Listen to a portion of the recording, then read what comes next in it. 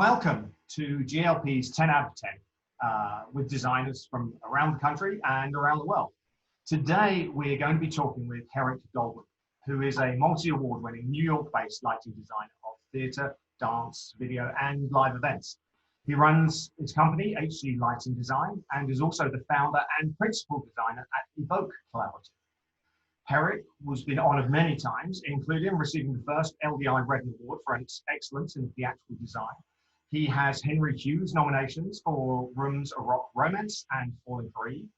He won the ISES Big Apple Award for Best Event Lighting and the Live Design Excellence Award for Best Theatrical Lighting Design. In 2018, he won the SALT Award for Best Lighting in the Musical, and most recently, he's been nominated for a 2020 Drama Desk nomination for his show Einstein's Dreams. Herrick's design career spans more than 30 years and has seen him travel the world teaching at institutes such as MIT and designing attractions for Madame Tussauds and the Saxony nightclub in Miami. Recent New York shows include Puffs the Play and Tinga Tinga Tales, which he also designed for the Kenyan National Theatre in Nairobi, and of course, Einstein's Dreams. Well, welcome, Herrick Goldman. What a splendid career so far, right? It's these things just happen. You look around one day and it's like, wait, that's a career? Is that? Sure. Let's call it. So let's go back right to the very beginning then. So our first questions, we've got this series of 10 questions we're going to ask you. We ask the same to every designer, and then we can all compare notes. So what was your first show as a lighting designer? My very first show as a lighting designer was in high school in Longmeadow, Massachusetts. It was the Elizabeth Swado's musical called Runaways, which dealt with runaways, and I found myself behind the high school's 2-scene preset with TTI dimmers, Harkans, Fresnels, and Licos that I think they were in some sort of high school rep plot, like maybe banks of 3 Fresnels, maybe 9 across stage with, red, blue, and white. And I can't remember. I'm sure we did specials. I don't know if I was aware of gobos. I think I was 14 or 15 at the time. Like, I might have known what a gobo was. I certainly didn't know about, low angle side light or anything like that. I recall doing, downlight circular specials for people to perform in. And the best part of that was that was for the Massachusetts High School Drama Festival, which had regional competitions. So we did it for the school, and then we went on to regional competitions, which was, I can't remember, somewhere in Western Mass. And then there was a semifinal outside of Boston, and then we made it to the finals in Boston at John Hancock Hall, which is an 1,800 seat theater. So my very first show was basically a tour. We'd wander in, and you get 45 minutes to set up and 45 minutes to do your show and 15 minutes to break down. Once you got into the larger venues, you could do your own specials and so you had to send out what I would now call a rider, and this is what we need, and you sort of run in and do a show, probably on a 2-scene preset. I don't think this had to be 1984 or 85, so there was nothing to record on. It was just go in and busk a show the best you could. So that was my very first show. That's where it started from. It was great.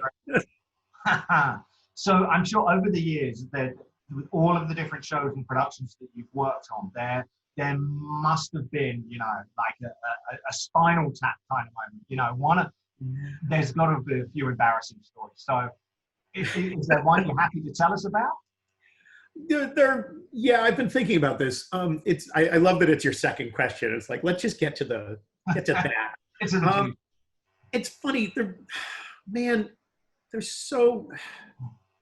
There's so many that you look back and you just laugh. And usually it's in a bar where you're like, can you believe that happened? What was going on there? And sometimes it's just a director, coming and saying, can I have this? And you go, are you high? Like, we talked about this. This is the way this goes. You can't, sure, fine, we'll solve it. Or somebody who you said something very specific to, in a production meeting or a rehearsal hall many, many times and said, you understand that in the blackout, you won't be able to see anybody.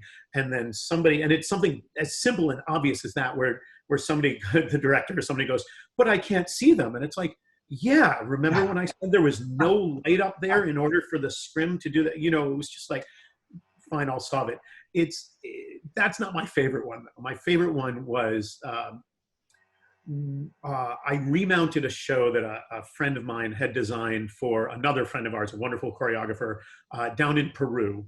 And we went to Lima, and we had, I think, 4 or 5 very disparate venues. There was a real stage, a real theater, and then there was an outdoor, almost basketball court arena by the sea at a yacht club. And then there was a beach club and all sorts of things. Anyways, beautiful Peruvian dance. And I talked with the lighting company with a language barrier and a translator going down there. And it was a bunch of Verilites and it's what they had lying around. It was old. They were, 6 or 8 years ago. And they insisted that they had a Hog 3 that was going to be great.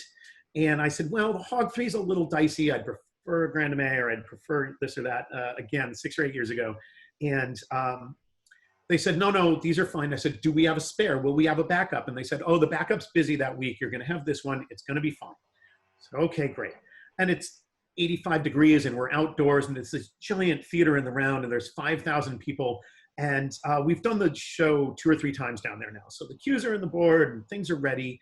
And I had warned my choreographer director, who's a Broadway guy, and he's been through a lot of crazy and he knows what's up. And I said, look, this board isn't 100% reliable, but I've made myself heard and we're going to roll with it anyway. We have 5 follow spots on this show as it is. So the show is this massive dance thing and it's going great. And fortunately for us, there's a conga player in the band at the very end of the dance, at the very end of the arena that we're performing in. And so there's this band and this conga player who's crazy, and his performances, his solos are always just completely unpredictable, and they seem to go on forever. And in fact, if you ever needed a bathroom break, that was the time during the show to go for it. So we're coming into this musical break, and it's a costume change for the dancers. It's built into the show. We're coming into it, and the desk freezes. I'm about to hit the cue to go to this thing, and I look up, and I don't know, you've probably never witnessed a Hog 3 reboot, but it did a countdown. It was like, I'm seized, and I'm restarting in 10, 9, and I look at my head electrician whose desk it was, and I was like, hey, look at this. And my directors, I said, all right. And I'm on headset with my 5 follow spots who've just doused because everybody's left stage. And I said, okay, guys, you're going to pick up the band on stage. You're just going to cover them. All the lights around you are going to go out. Just stay on these guys. You're going to be fine. I'll get you through this. And sure enough, the desk goes down. My guy's like, okay, let's just reboot it, do the thing. And these desks don't just boot up in a second. It's like a several minute wait. And while you're just sitting there hoping the desk comes back at all. And my director's hugging me over my shoulder, like, is it ready yet? Is it ready yet? I'm like, dude, it's going to be what it's going to be. I can't tell you. We'll figure it out. And sure enough, this conga player always had this meter that he hit when he was sort of winding it up. And we're watching the desk. When the desk is coming back. And it's like, again, it's like a counting up. It's like, all right, it's checking this. The lights are flashing, this is the thing. And sure enough, and he winds up on the da-da-da-da-da-da, or whatever the Peruvian equivalent is of that. And the desk comes back and all the lights do this, and they come back to just the last cue that I was in. And it was magical. It was almost like landed. And the dancers came out, and I kept going through the cue stack, and it was like, oh, we're here, and we made it through the show. And it was, but what are you going to do? You couldn't have timed it better if you'd have tried.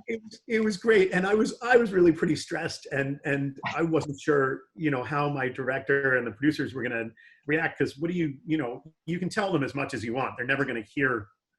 Prior to it happening, they're never going to believe you. And we went backstage, and the director recounted this whole story to the entire cast, with a bottle of tequila in his hand and said, "Okay, so we're drinking now," and that was the rest of the night. So it was, yeah, that was a Spinal Tap. As that's a great. Knock wood. That's as good as we'll get, I hope. But it was a great experience and a lot of fun down there. You know, right. That's right. Makes you get to the edge of your seat. That's for sure. Yeah. The adrenaline goes really well. Yeah, exactly. Yeah. So, professionally or otherwise, what's the best piece of advice that anyone's ever given?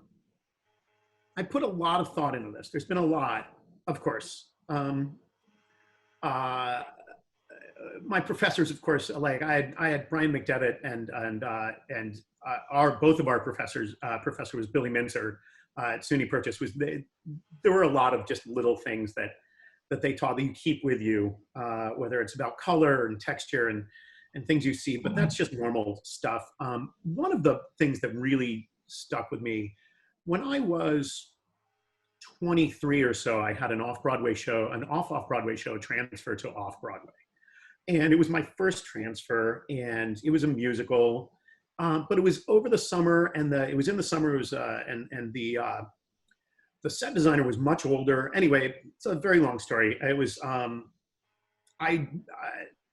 the lighting designer got screwed on this transfer for various reasons, me being the lighting designer, and I got fired, and which was really, really frustrating. It was one of those moments of, you know, you're 23 and it felt like everybody in town knew it. This is before Facebook and before everything. And I was like, oh God, I'm never going to work again and all this stuff. And I had, through some friends, I had heard that, and I hope he's okay with me telling this, that Ken Billington had sat in on a technical rehearsal of mine, that the director had been friends with him from, I think, the original production of Annie.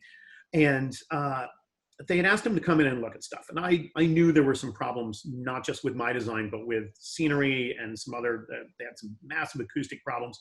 There were problems, and the producers and directors were just looking for ways to fix things. And it's one of those things, whether they chose the right thing to fix or not, I don't know. But anyway, I'd been fired. And some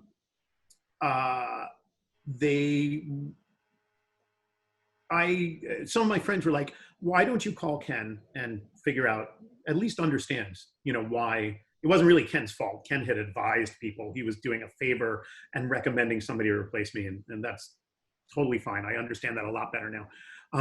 But you're 23 years old, you've got this thing. And I called Ken's office, and he graciously said, yeah, let's go for lunch. And so I had offered to take him for lunch, of course, and I was 23. And so we went for burritos. And I think we had like an hour and a half long lunch at a burrito joint near his studio. And what he told me was, we're all going to get fired. Everybody gets fired sometimes. This is an incredibly collaborative art form. There's a lot of egos in a room, and there are a lot of people with different opinions in a room. He was like, I've been fired before. He's like, Jennifer Tipton's been fired before. Everybody you ask has lost a job before for any number of reasons. You may be right, it may be wrong, but that's just the way it goes. If your career is long enough, it's going to happen again. And it was very gracious. And Ken's, if anybody who knows Ken knows that he's gracious and always takes the time and is a wonderful just font of lighting knowledge and life knowledge. And that's really stuck with me. It's and I've told it to other people. I don't know that I've been really fired off anything after that, but you know, it's just that's the don't let it dig into your brain and your psyche. It's not worth it. All of our work is ephemeral. I know a lot of our friends in rock and roll, like that stuff goes, lighting directors and lighting designers in rock and roll just change with the wind. Theater, it seems a little more, you know, a little more static in theater, but that's, you know, it's, you see it all the time. You kind of, if you start tracking things from shows that are in development all the way through their Broadway debuts, you see changes and you go, oh, you know, geez, I wonder what happened there. You know, and you hope it doesn't, you know, just you do your best and work well with people. And be a nice person. But that's honestly some of the best advice I ever got. Don't let it get you down. Right? Yeah, that's not what it's about. Yeah. Learn from it and try and figure out, have the chutzpah and the self-reliance to go find out why it happened. If it happened, don't just, go away angry or anything. Like, back up and say, okay, let's figure out what this was, so we can learn from the experience. Get the most out of it that you can. Right. No, they are wise words indeed. Yeah. What would you say is your proudest achievement professionally? I'm proud of all of 2020 nomination for a Drama Desk Award. I'm super proud of that. Like, and it came as a surprise. And this is actually not the answer to that question, but it's to be sure. I not forgot about that show, but that show closed in early November, or right around Thanksgiving. And I've had a dozen other shows and other projects and focused on this and that. And the nomination came out, and I was like, oh, wait, what? Oh, that's wonderful. And it is drama desks are interesting in that they're the nominating committee is the New York City or the New York Regional Critics Association. I forget exactly what they're called. And so they've seen everything. And unlike the Tony Awards can only be from Broadway shows, Drama Desk is any theatrical production anywhere in New York in that span of time. So could be some wonderful off Broadway thing. Phoebe Waller-Bridge did a one-woman show in a basement somewhere. I don't know if she got nominated, but like it really encompasses all of the art in theater in New York. So I'm really, really flattered by it and super proud.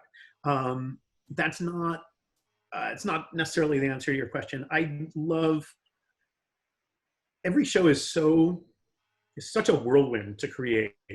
And you plan for it as much as you can. You get everything, all your ducks in a row, and then you go in and you go to this crazy tech period.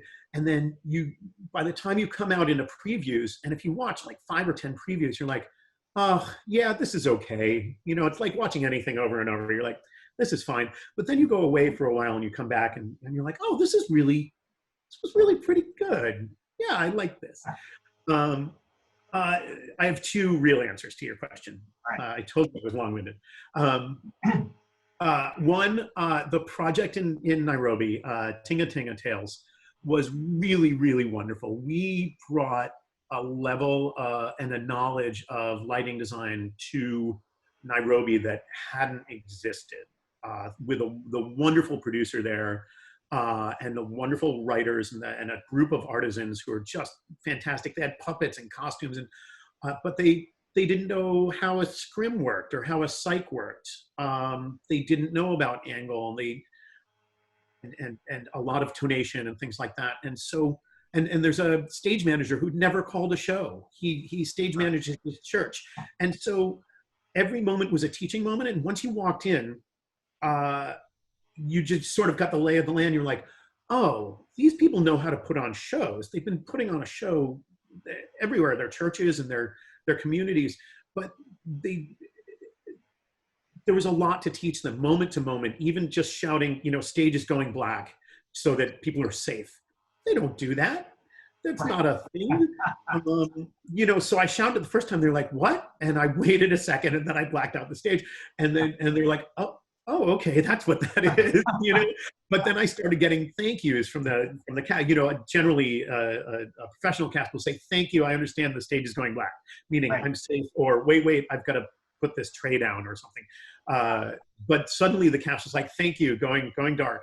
And so we, by the time we brought them over to New York, they were ready for the professional IATSE theater that was the New Victory Theater on 42nd. That is the New Victory Theater on 42nd Street. So they were prepared, and they walked in and they were prepared, and it was really great. We watched them all grow just as theater artists, and I know that the entire Nairobi theater community is better for it, because there were 40 people involved, and they all came here and had this experience, and then they went back. And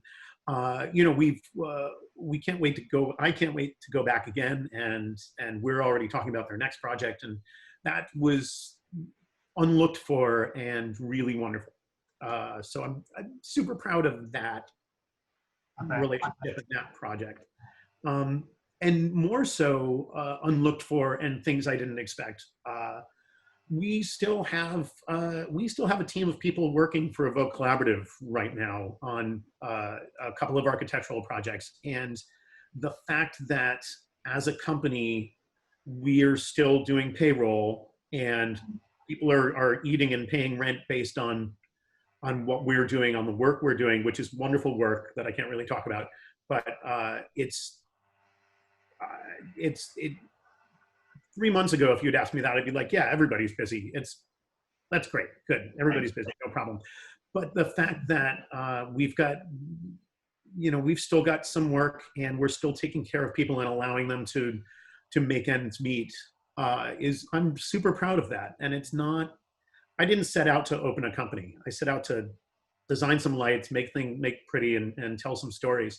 And now that we're here, it just shows, we've got a thing, but it's a family, like this entire community that you're well aware of. We've known each other for a long time, but I really care about everybody in this industry, and the more people that I can either employ or get work to or refer work to or help connect with other people so that work happens elsewhere, that really makes me happy and makes me proud. Nice. You're right. At a time where there's a lot of uncertainty, the word family certainly becomes stronger and stronger. So, yeah. That's right. That's fantastic. That's two brilliant achievements. One where I get to a degree, both where you leave a legacy in place. One within your team, and then one in Kenya. It's and again, that's not nobody sets out to say this is the goal, but things, if you're a good person, you work hard. Right. That's where you go, right? Yeah. So, there you go. Yeah. There we go.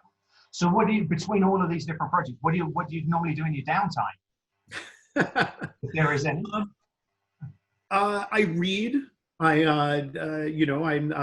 wife is a wonderful cook, and we're both foodies and drinkies, and so we love. We're at one point about a year ago, we had decided to try all of the highest rated restaurants in New York, sort of like not necessarily in alphabetical order, but we were plowing through them like once or twice a month. It's good to have goals. We try to go to a bunch of baseball games. We've been collecting all of the major league ballparks over the years. We have 3 left. We were supposed to collect 2 of them 4th of July weekend. We were going to go see a Minnesota Twins game and then drive to Seattle to see a bunch of our friends up there, and then go see a Mariners game.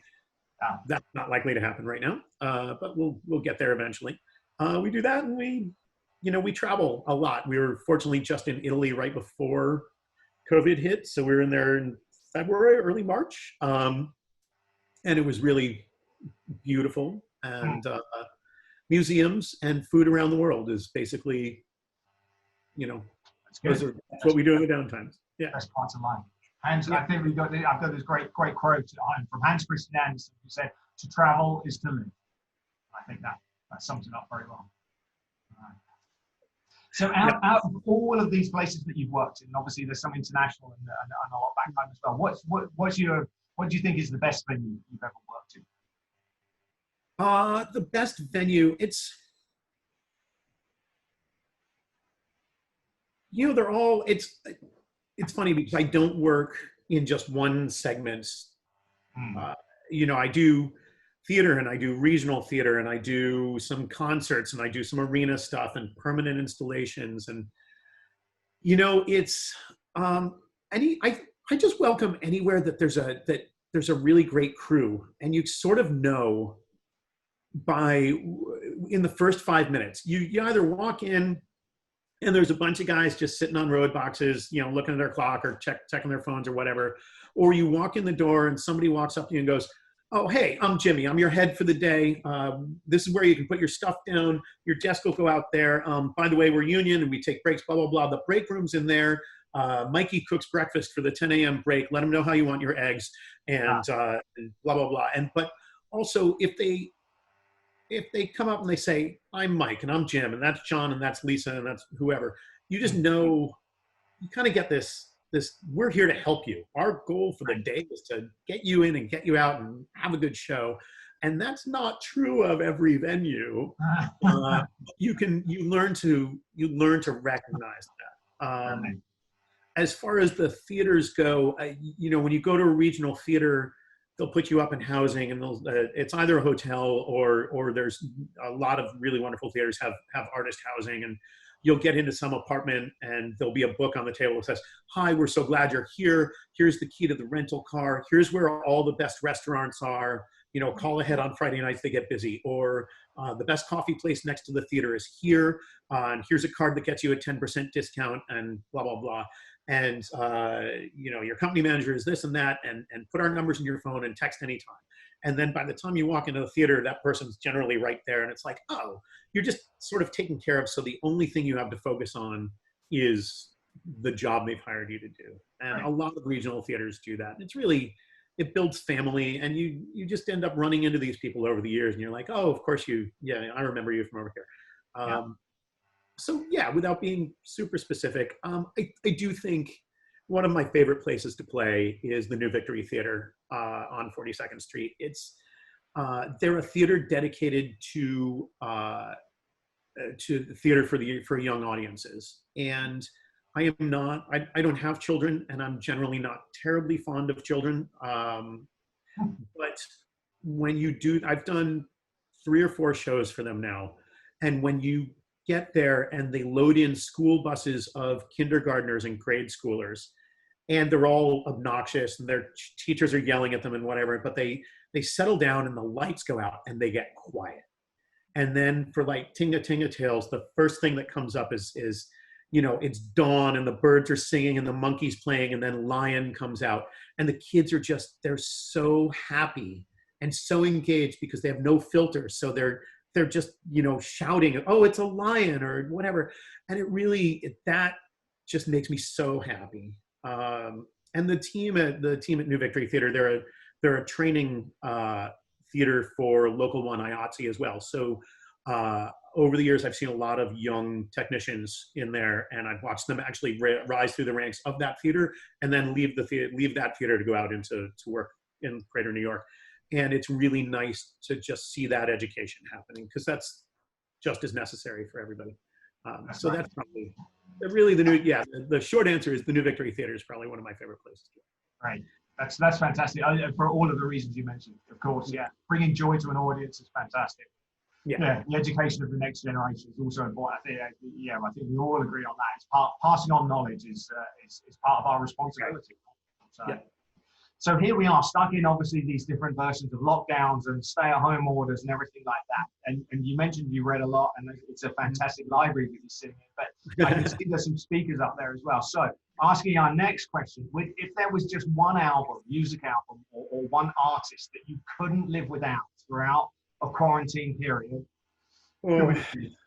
I'm going to equivocate. When I go running, I have a Green Day playlist, a Pandora playlist that's seeded with Green Day that gets you some really angsty. It's great for running. It's just, and it's not just Green Day, but it ends up being the Offspring and, the Butthole Surfers and all this crazy stuff. And, but Pandora's great for that because it's all just the algorithm works. But I think the one album that I couldn't do without is Pink Floyd's Dark Side of the Moon. I think that would just be great. My wife would say Queen, which I hear a lot in the house, and there's nothing wrong with that. But I think Pink Floyd is it's great, especially with the sound system. So right, that's right. Yeah, give it the justice. An absolute classic. Yeah, absolutely right. That's awesome. Looking back, obviously your career has so far spanned 30 years.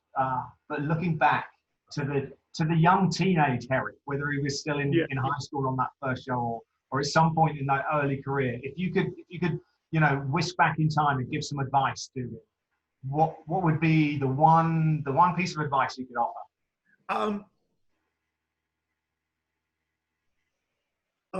It's funny. Like, anybody who knows me is just going to laugh because it's so not me. It's I would say to the teenager, don't be shy.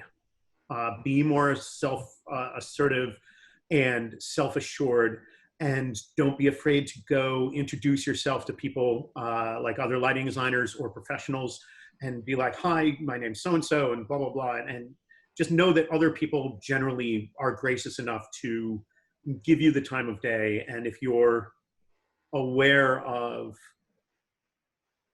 conversational gambits, you can get to know a lot of people that way without being shy. And that is true. That was true of my teenage self, and I think I've overcome that a little bit. So I think so. Everyone's approachable. That's right. Yeah, especially in our industry. It's such a friendly, it's, don't be a nudge, but also just, introduce yourself, say hi, but know a little bit about the person. Networking is super important in our industry. Absolutely. And again, it comes back to that family word once again. Yeah.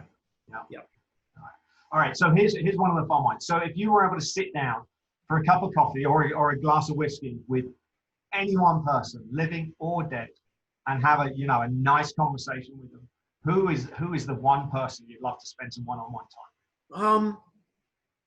Probably Robert Heinlein. Okay.